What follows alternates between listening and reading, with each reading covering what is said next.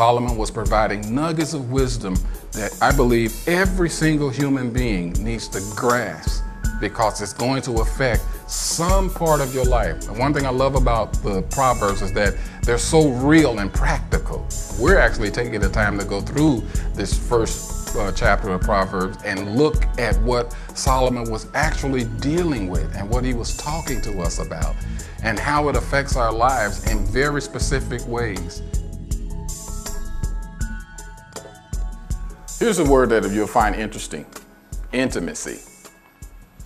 So where does intimacy come into all of this? We are talking about being in love with God, the fear of God.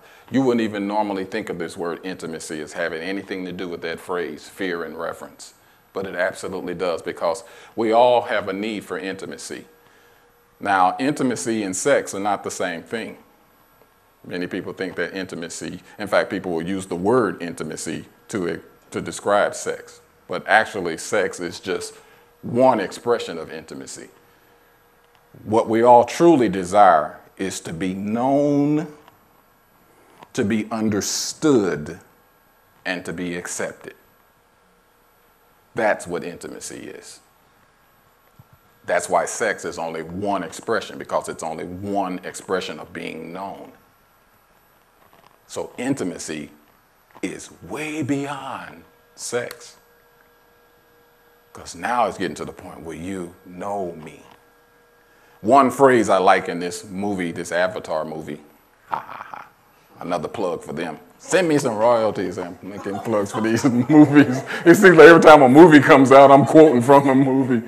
This Avatar movie, and one of the things that they say to one another, that indigenous tribe, when they see one another, when they greet one another, is, "I see you." I think that that is one of the most awesome ways to express a greeting. The girl walks up to her father and says, "I see you." That's a level of intimacy. Not the perverted stuff between a father and a daughter. No, she's talking about, "Dad, I see you.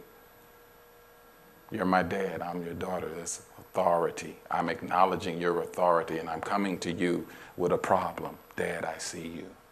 See, it's intimacy. That's, "Dad, you know me. Dad, I know you. Dad, you understand me. Dad, I understand you. Dad, you accept me. I accept you." And then she brought the problem. Before I say anything that's about to happen here, "Dad, I see you." And it's sort of like what we do with God. That's why I like that, seeing that in the movie. Where we come before the Lord and we've got these problems and these things happening in our life, and the first thing we say is, "Daddy, I see you. I know you.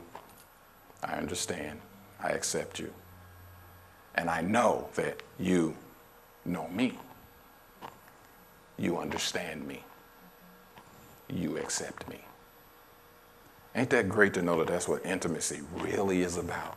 What reverence for God really is like. Now when you call yourself a God-fearing person, I love the way the Lord helps us to understand his word. The next time you hear someone use that phrase, "I'm a God-fearing man," I want this to be in the back of your mind. Does that mean that that's the type of man who is known, understood, accepted? Many times people use that phrase and it's religion. And religion is just the opposite. Religion does not seek to be known, a person to be known.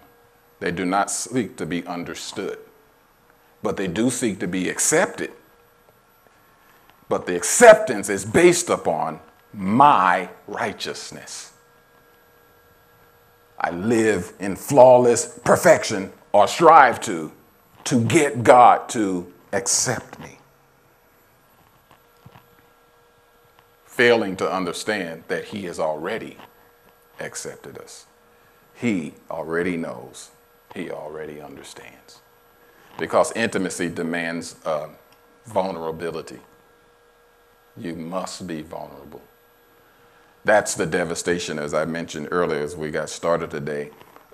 ministering, the difficulty, I should say, the difficulty of ministering in the devastation of Harrisburg, where people have taken advantage of intimacy.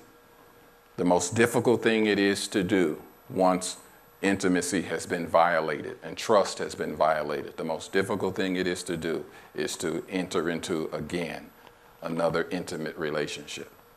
Because you've been there.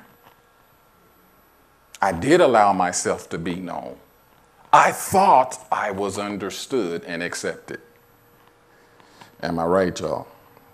And what is more painful and disturbing and shaking, earth-shattering and heartbreaking than to discover after months and years that you were never really known, understood, and accepted?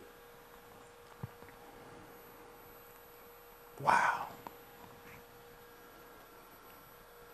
And when we experience that in our personal lives, in lives with human beings, between moms and dads and husbands and wives and sisters and brothers, members in a church, then it's really, really hard sometimes to go there with God when he keeps saying, I'm not your pastor. I'm not your dad. I'm not your mom. I'm not your husband. I'm not your wife. I do know you. I do understand. And I still accept you. Even when I'm just, Lord, there are times, Lord, I'm just rotten. I just, And he says, and I'm not surprised. I still accept you. Isn't that great to know about God? See, that's living in the fear of God, in the reverence of God. In fact, the more we discover how much he has known us and understood us and accepted us, the more we fall in love with him. It's that much more. That's part of what motivates us to want to please him.